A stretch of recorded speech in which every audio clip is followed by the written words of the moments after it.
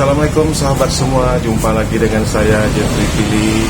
Hari ini saya berada di Jenes Cafe di daerah Sungai Kambang, Jambi guys. Kebetulan hari ini ada acara bincang-bincang peternak madu dengan UMKM naik kelas guys. Gimana keseruannya? Ikuti saya nanti, kita lihat ke dalam seperti apa. Untuk para penikmat madu, tonton terus acara saya ini supaya tahu gimana madu yang berkualitas, betul-betul madu yang asli guys. Oke guys, ketemu saya di dalam. Saya ingin memperkenalkan diri dulu, boleh ya teman-teman ya? Mungkin ada yang belum kenal dengan saya? Saya mungkin banyak yang belum kenal ya. Oke, nama saya Herman P. Bakara, biasa dipanggil dengan Mr. Pai ya. Kalau di seluruh Indonesia orang kenal saya Mr. Pai. Herman P. Bakara itu jarang yang kenal ya, kecuali teman Facebook. Kalau teman Facebook pasti kenal saya Herman P. Bakara. Oke, mungkin sebelum kita bicara atau diskusi ya, nanti kita akan panggil juga ya pelakunya langsung ya, yang produknya mungkin sudah lulus secara uji teknis atau konsep pemeliharaan ya, mungkin sudah lulus untuk bisa dijadikan produk ekspor. Yang kedua itu tadi, saya berharap teman-teman mulai sekarang kalau ingin bisnisnya besar, jadilah investor. Investor untuk diri kita sendiri dulu, jangan mau mencari investor dulu ya, investor untuk diri kita sendiri dulu. Atau mau investor untuk bisnis orang lain boleh, tapi investor juga untuk diri kita sendiri. Jadi itu upgrade selalu ilmu ya. Nah, hari ini kita akan sama-sama mendengar ya dari Mbak Chandra yang sudah produknya sudah menurut trader ya. Trader itu berarti dia sudah tahu ya. Saya juga selaku trader juga ya. Berarti dia sudah tahu apa namanya spek-spek atau kriteria spesifikasi produk-produk yang mau diekspor. Nah, ternyata kemarin saya dengar dari Mbak Tina punya produknya Mbak Chandra itu lolos, artinya nah mungkin kita bisa sama belajar dengan beliau apa saja sih yang dilakukan, nanti saya akan tanya jawab dengan beliau ya. Nah, ini bisa menjadi motivasi, bisa menjadi ilmu buat kita ya. Jadi itu cara mungkin Mbak Chandra ya. Oh, mana Mbak Chandra? Ini Mbak Chandra. Oke, ayo Mbak Chandra. Ini udah pernah kenal ya Mbak Chandra ya? Belum. Ternak madu sendiri belum kenal juga nih? Belum ya? Oke, Mbak Chandra kenalkan diri dulu. Buka aja, buka nggak apa-apa ya? Bisa. Iya, pakai kita aja. Nah, kalau tadi dia tuh juga kelihatan kan? Nah, kalau kelihatan asli. Oke, Mbak Chandra, pertama kenalkan diri dulu, Mbak Chandra. Ya, silakan. Assalamualaikum warahmatullahi wabarakatuh. Salam kenal sebelumnya, nama saya Chandra ya. Saya CEO dari PT Cikal Berkah. Bergerak berkecimpung di perlembagaan itu dari 2008, baru sih. Dari 2008 ya? Iya. Jadi saya kebetulan bermainnya di Gilir dulu Pak. Kebetulan waktu itu tuh alhamdulillah kami bisa mengupgrade madu Ganjang. Dan alhamdulillah kita bisa menjadi brand pertama untuk upgrade madu Siang Jambi. Kami mulai itu waktu itu mulai dari harga 7.500 dan tahun 2008. Iya. Nah, saya yakin tahun 2008 itu saya tinggal di Jambi itu mulai tahun 2001. Ya. Saya belum dengar itu petani peternak madu di Jambi tahun 2008 itu belum ada seperti sekarang. Atau ada di sini yang sudah mulai 2008? Belum ada ya? Nah, berarti wajar ya kita belajar ke beliau ya. Nah, wajar karena beliau sudah dari 2008 sudah menjadi peternak lebah. Ya. Nah, 2008 berarti Mbak masih sampai sekarang masih produksi, bahkan saya yakin mungkin makin besar ya produknya. Ya, 2008 berarti baru sekitar 13 tahun ya. Ya. Baru 13 tahun ya. Ya, 13 tahun pun baru kalau dibandingkan kan yang sudah 100 tahun ya Pak ya. Ya, 13 tahun. Nah, oke. Mbak Chandra, saya ini alhamdulillah ya bisa diberi Allah kesempatan bisa keliling ke berbagai kota di Indonesia, bahkan ke berbagai negara juga ya. Nah, saya terutama di kota-kota di Indonesia ini banyak sekali pelaku usaha nih teman-teman yang tadi mungkin berkata kepingin produknya ekspor, menjadi ekspor gitu kan, diekspor keluar. Tapi ya, tapi nah mereka ketika melakukan produksi itu masih banyak yang asal-asalan. Nah, kan itu asal-asalan. Nah, sehingga kualitas produknya ya itu hasilnya kurang bagus. Kemudian kalau ya eksportir itu yang benar-benar eksportir besar, dia akan datang loh ke tempat kita, dia akan survei bagaimana cara produksi kita, bagaimana kondisi tempat produksi kita. Nah, Mbak Chandra itu sudah sampai di mana sih ya, sehingga ada trader yang tertarik yang mau membantu atau memfasilitasi atau mengambil produk Mbak untuk bisa dijual dipasarkan ke luar negeri.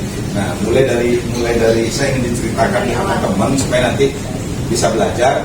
Bahkan saya juga berharap nanti teman-teman bisa langsung praktek, bisa langsung melihat ke tempat Mbak Chandra ya bisa, artinya Mbak Chandra bersedia nanti kalau artinya kita langsung datang atau bisa melihat langsung tempat produksinya. Nah, silakan diceritakan Mbak mulai dari awal ya. Kalau dari awal saya di 2008 kebetulan saya masih seorang ibu rumah tangga yang punya kerjaan. Saya masih memikirkan punya karir di kerja swasta. Suami saya kebetulan Pak Budianto di Bandara Soekarno-Hatta. Sekarang di Bandara Soekarno-Hatta, dulunya di Bandara Soekarno-Hatta. Kebetulan dulu kita ada pesanan madu dari Jogja. Di situ kita melestarikan. Kita pada tahun itu bisa dapat 1 bulan itu 24 ton. Itu hanya ngambil dari para pemanjat aja ya, itu pertama ya. Tapi pemanjat itu harus tetap kita edukasi dari mulai sanitasi, dianya panen gimana, waktu pemanenan. Nah, itulah berperan sekali Pak untuk kita memulai suatu usaha di perlobahan atau madu. Gitu. Kami mulai ya memang sulit kita mengedukasi ngomong dengan orang yang biasa asal-asalan kan, ya kan mereka inginnya ada barang, ada uang gitu. Oke, tapi kami tetap kami pantau, kami arahkan yang sesuai dengan SNI Standar Nasional Indonesia itu bagaimana sih pemanenan sampai juga saat ini. Kami bergelut di Madu Sialang itu sampai tahun 2014-2015 bencana alam kita ya, asap kebakaran di Jambi itu 1 tahun hampir 1,5 tahun. Kalau kita merasakan dampaknya. Nah, disitulah permintaan madu terus, dan saya nggak mungkin mengatakan tidak ada terus gitu kan. Sedangkan saya ya udah istilahnya jualan diri saya itu ya madu itu gitu kan. Hanya saya putar otak gimana caranya madu tetap tersedia. Saya calling lah rekanan yang di Jogja, alhamdulillah ada madu speknya sesuai. Nah, bicara soal bisnis ya Pak ya, kita nggak bisa idealis, harus fleksibel ya. Kalau kita idealis kita udah jadi beda lagi. Kalau orang seni pasti itu idealis. Dalam arti kata idealis kita itu di perlobahan tuh bagaimana? Harus tetap ada idealis, dan ketika kita bicara keluar dari koridor perusahaan kita atau usaha kita, ada buyer atau ada pembeli, kita harus fleksibel dalam arti bagaimana? Mereka kan tidak mau tahu selama ini pada saat itu saya kan reseller, suka ada distributor, pengambilan banyak.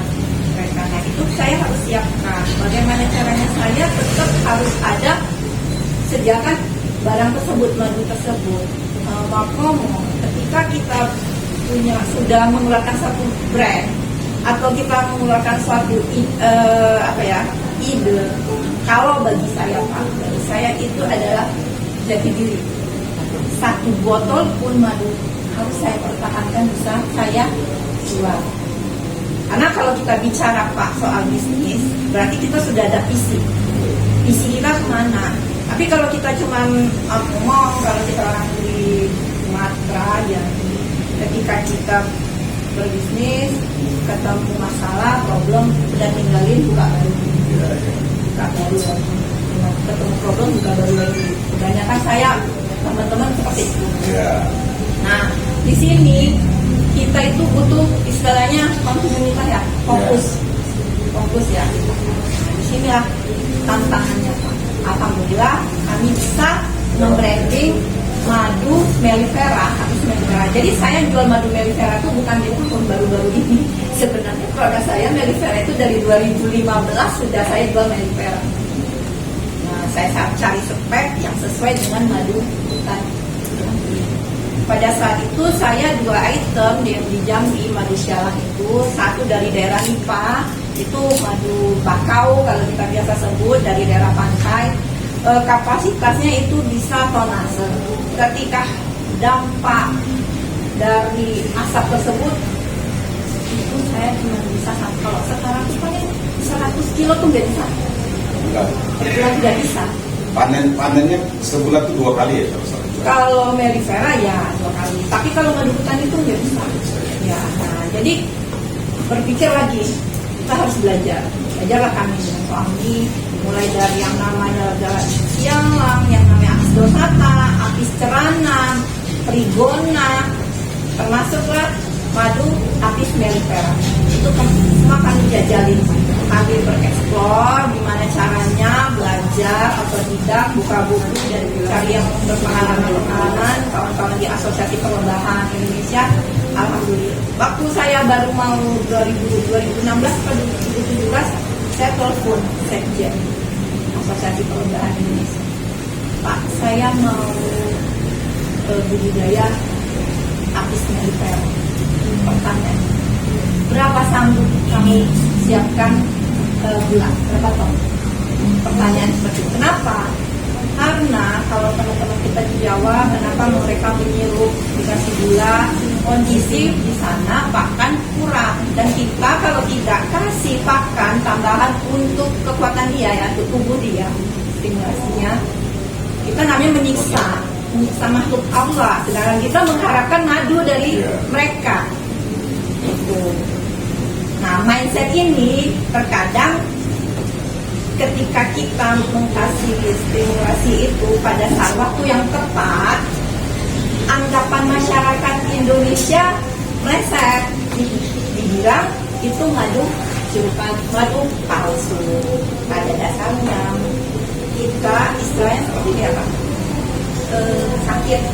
Sebenarnya kita kan nggak boleh makan obat kimia, itu nggak bagus kan sebenarnya obat kimia. Tapi dokter kasih obat kimia itu sesuai dengan takaran.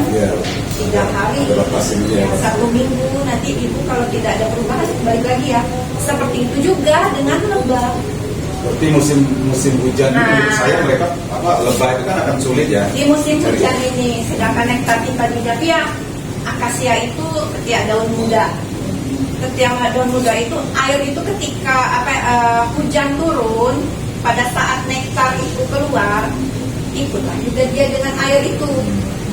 Jadi akhirnya lebah tuh nggak bisa makanannya nggak ada gitu ya. Iya, kemudian lebah nggak bisa keluar. Akhirnya madu yang sebagai makanan simpanan mereka itu akan dimakan kembali. Akan dihabiskan. Itu memang makanan mereka. Nah, jadi itu persiapan makanan mereka kita musim hujan ya. Nah itu kita ambil. Ya. Jadi logika kita harus naik, logika kita. Jangan kita gini loh, budidaya bebek, budidaya ayam, bertelur. Nih saya cerita teman saya budidaya bebek.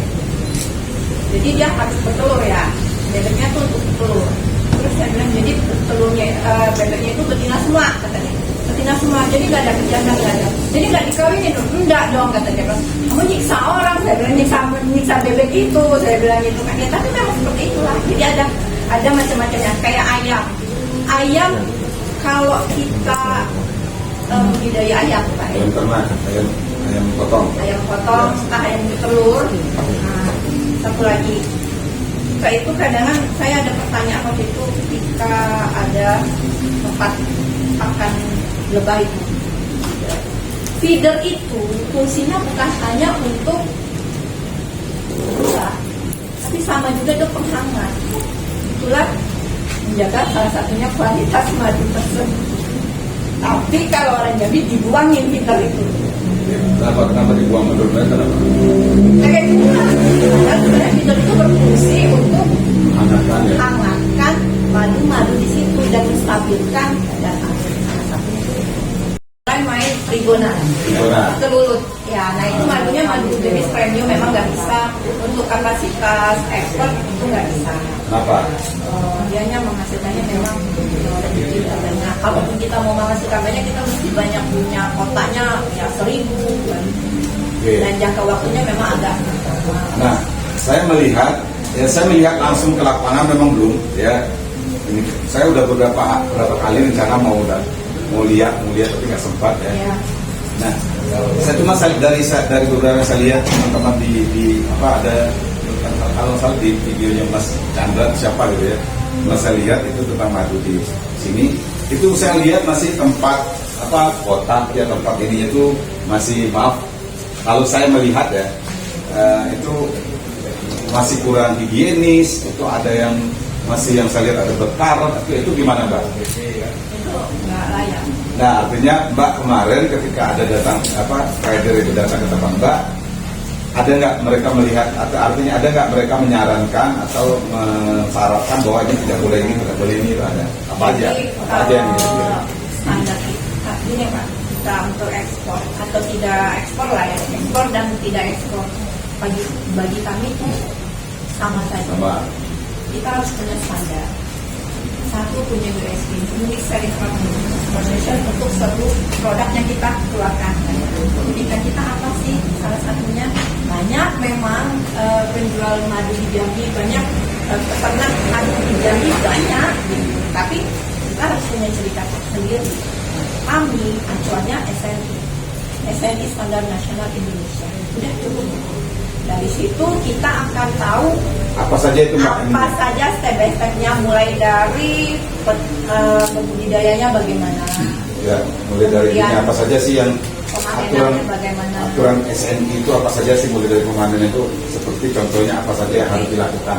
Kalau untuk pemanenan itu biasanya kalau dari SNI standarnya panen tidak boleh kena sinar matahari. Jadi Jadi kita teman-teman tahu lah semua ya, tahu semakin ya. pagi semakin baik. Di bawah jam 11 itu sudah harus selesai. Kemudian tidak boleh terpapar matahari langsung. Kemudian ketika setelah kita cuci, peralatan itu harus segera dikeringkan. Itu sih yang garis Itu besar. panen ya. Nah, sekarang kita bicara proses produksinya nih. Kalau produksi saya proses produksinya nih, mulai dari apa pemeliharaannya sampai ini. Nah, ini kan juga SNI. Saya tahu kalau saya di Mebel, kalau kita di Mebel itu ada ininya Mbak, apa namanya,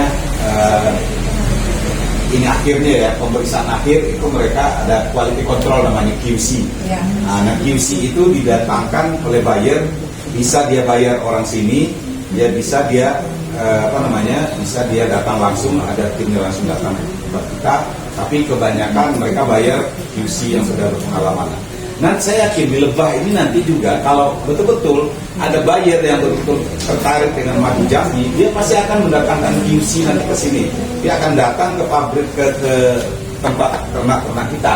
Nah, maksud saya apa sih ya Mbak, kalau seandainya QC itu datang, ya quality dari pihak QC itu datang ke tempat pemeliharaan Mbak, mulai nanti akan dilihat tuh, mulai dari pemeliharaan sampai ke pemanenan. Nah, apa saja sih yang dilakukan oleh Mbak selama ini dan itu lolos SNI atau sesuai dengan standar nasional? Apa saja supaya teman-teman mungkin belum pernah melakukan, mungkin seperti peralatan tadi yang nggak boleh. Saya melihat masih ada, saya perhatiin video itu. Kalau saya melihat video Lebah itu ya, ketika ini bukan hanya sekedar melihat ininya, tapi saya melihat peralatannya yang digunakan. Saya melihat ada yang mau ini pakai tangan, pakai ini gitu. Kalau orang di luar itu orang di Eropa itu paling hati ya, paling nggak mau seperti itu ya. Karena apa? Karena mereka tidak mau produk itu, tangan kita ini kan tidak tahu, pasti ada ada virus segala macam yang bisa masuk. Nah ini mulai dari situ maksud saya bisa diceritakan supaya teman-teman bisa mendapat gambaran dulu, yang belum melakukan bisa melakukan, kemudian nanti bisa kapan-kapan Mbak membuka pintu atau open house lah istilahnya, untuk bisa ya menerima teman-teman ini untuk bisa melihat langsung, untuk bisa diterapkan di tempat Lebahnya. Kalau dari kita sendiri memang dari dulu Pak, udah melindungi yang namanya standar itu ya. Dan ngomong saya untuk apalagi ini makanan dan makanan ini untuk kesehatan. Jadi memang harus kita safety betul, dijaga betul dari mulai peralatan itu tidak boleh bercampur dengan peralatan yang lain. Misalnya pakai satu dapur dipakai semua dengan dapur yang lain, memang ada peralatan. Kemudian saya itu pasti konseling terus sama orang BPOM. Dari BPOM itu mulai dari branding kita aja di stiker itu ada yang boleh, ada yang tidak. Ketika kita mau memulai suatu bisnis, pasti ditanya kamu mau bermain di mana, ya kan? Pasar kamu apa?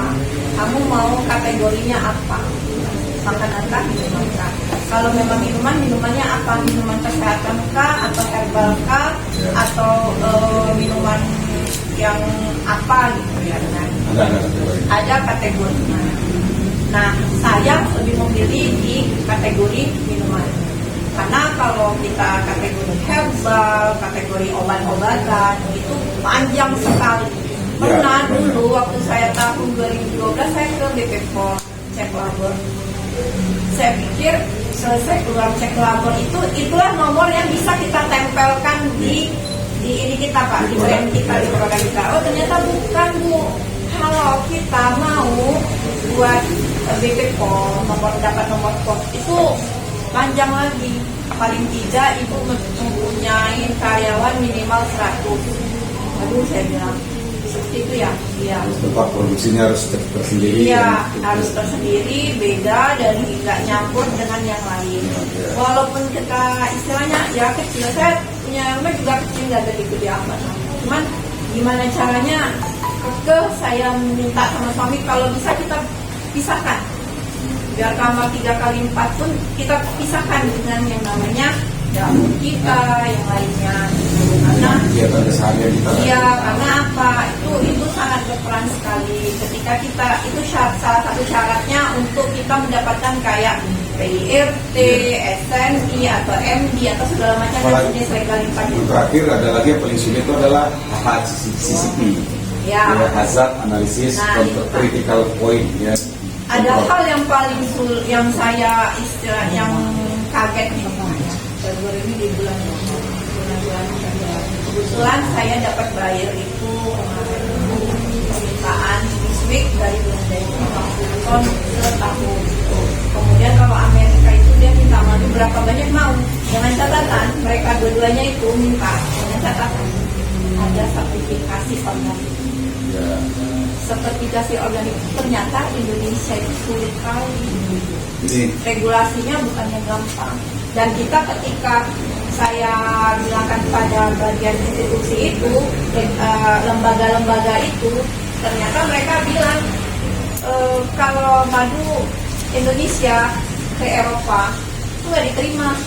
Nah, kenapa? Pertama saya ditanya madu yang mau disertifikasi organik itu madu apa? Bilang madu ternak. Oh nggak bisa madu ternak, yang bisa disertifikasi organik madu hutan. Lalu saya bilang ini yang tahu lapangan kita loh, bukan Anda. Tinggal kita kasih uang terus dikerjakan aja. Mereka nolak. Nah, kenapa? Karena di Eropa madu kita nggak diterima. Apa sebabnya? Madu Indonesia itu apalagi Jambi saja lebih bagus, lebih baik kualitasnya. Ternyata ya itu lagi regulasi, terus persaingan. Jadi benar ya, makanya saya salah saya nanti juga kan kalau betul-betul tadi seperti Mbak sampaikan tadi, karena memang kalau untuk bicara sertifikat atau legalitas itu memang sebenarnya bukan akal-akalan orang kita ya, tapi memang itu permintaan dari luar. Benar. Seperti kalau kita bicara produk makanan, saya waktu pameran di Moskow di Rusia, saya berangkat ke sana, itu banyak sekali produk kita yang disukai di sana. Saya waktu itu bawa sambal acan dari Banjar, saya bawa. Terus saya bawa teri main bola, ya teri main bola tapi ya teri sama kacang itu, sudah dikemas juga. Terus saya bawa rendang. Saya bawa itu abon lele, ya abon lele, terus keripik kulit lele. Nah, saat itu semua ludes, mereka suka sekali semua.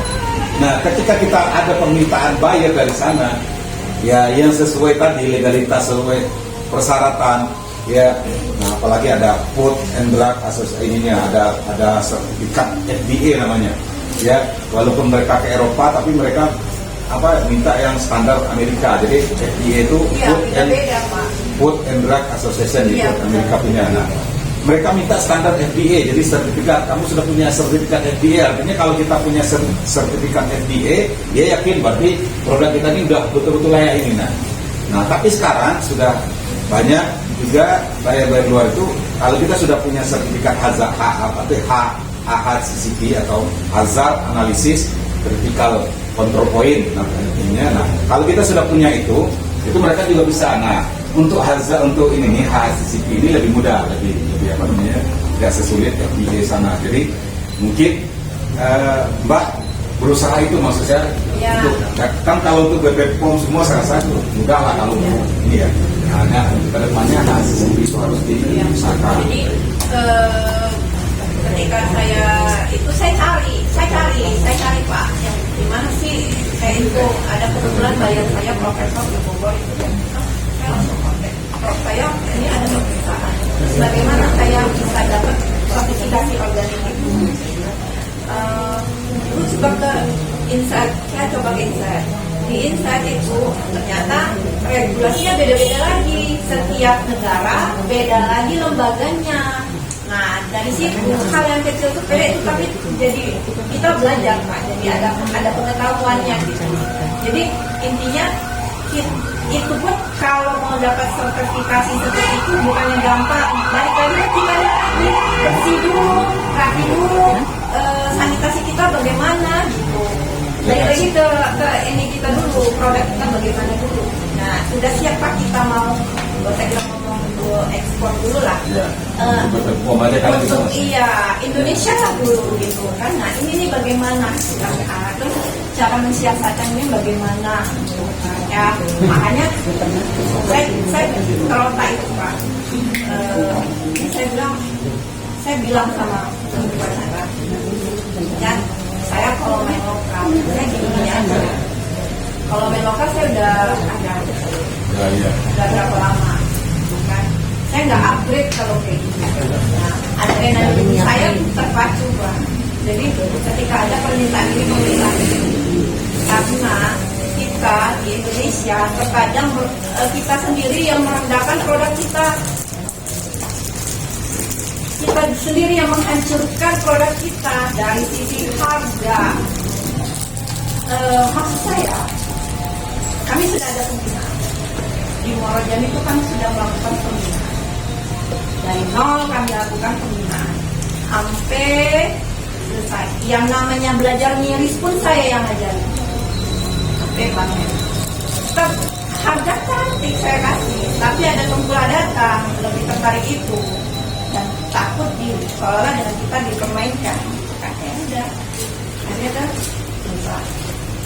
ini problem kita nih, problem kawan-kawan kita sebenarnya ini Pak. Nah, jadi ini harus kita bahas. Iya, ini saya buka supaya open mind. Kenapa kita nggak bisa go? Kenapa madu kita itu sulit ditembus ke nasional dan kita tidak bisa ini? Akhirnya mereka pilih sama tengkulak tersebut. Oke, saya nggak apa-apa, berlapang dada. Akhirnya kami sekarang udah mulai sendiri. Ternyata kami sudah prediksi nanti tunggu pada masanya ada waktunya madu itu banjir, kumpulan hilang. Iya jelas. Nah, kumpulan hilang, akhirnya madu itu hancur-hancuran sampai 35.000 per kilo. Kan ada lagi orang percaya madu apa 35.000 jual. Kami masih pakai harga sekarang 65.000 standar kami. Jadi Ya, apa yang harus maksudnya itu satu pintu bukan berarti monopoli. Ya. Satu pintu harga stabil dan kita justru tidak dipermainkan orang luar. Sekarang, jika saya ada orang dari Surabaya minta dan mungkin kadang tulisannya yang saya kasih terus ngomong, wah saya dapat harga lebih rendah lagi, 65.000 di bawah. Oh silakan saya bilang, tapi kita ada kualitas, kita legalitas kita lengkap, ada kualitas. Oh semoga berkah. Ya berkah, saya bilang kita memang cari berkah. Saya berkah bukan untuk makan sendiri. Kalau saya mau cari istilahnya mau kaya sendiri, saya nggak perlu pakai karyawan Pak. Saya kipas biasa, udah kayak Mr. V keliling-liling juga. Jadi itu begini, permasalahannya sebenarnya bukan hanya Cerita lama lah, Pak. cerita lama, bukan hanya di Jambi. Iya. Saya di Kalimantan itu, di Banjarmasin itu saya juga pembina di sana, banyak sekali Indonesia di sana. Nah itu juga begitu, tapi mereka lebih banyak, lebih ini ya, lebih mudah untuk kompak gitu, bersama mereka lebih mudah di. Nah ini yang harus, maksud saya, tugas berat dari kita pengurus UMKM ini nanti, bagaimana merubah mindset teman-teman ini. Jadi kalau kita ingin besar, kita harus bersatu, itu aja intinya. Ya, orang kita ingin produk kita itu, ya, kita ingin benar nggak Jambi ini kepingin jadi sentral madu di Indonesia. Nah, ini aja intinya. Kalau kita bersama itu bisa. Saya yakin kalau kita bersama itu bisa. Muara Jambi bisa dengar di Tanjak Tim juga ada ya, Tanjak Tim, Muara Jambi ya.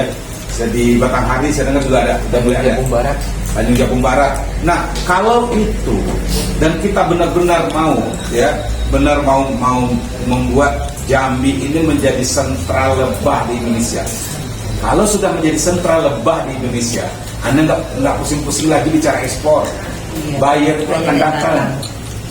Nah, buyer akan datang. Mungkin itu ya Mbak, terima kasih. Oke, mudah-mudahan pertemuan yang singkat ini, mungkin maaf saya tadi banyak berkata-kata, mengeluarkan kata-kata.